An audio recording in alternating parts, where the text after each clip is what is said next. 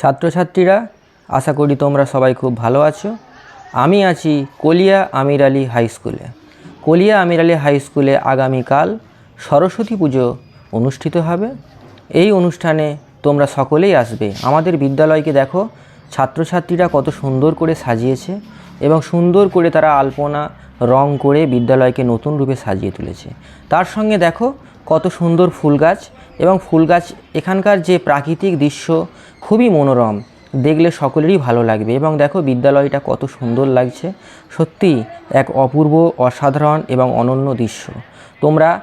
তোমাদের সকলকে নেমন্তন্ন রইল, তোমরা আমাদের এই বিদ্যালয়ের অনুষ্ঠানে আসবে এবং পুজো দেখবে।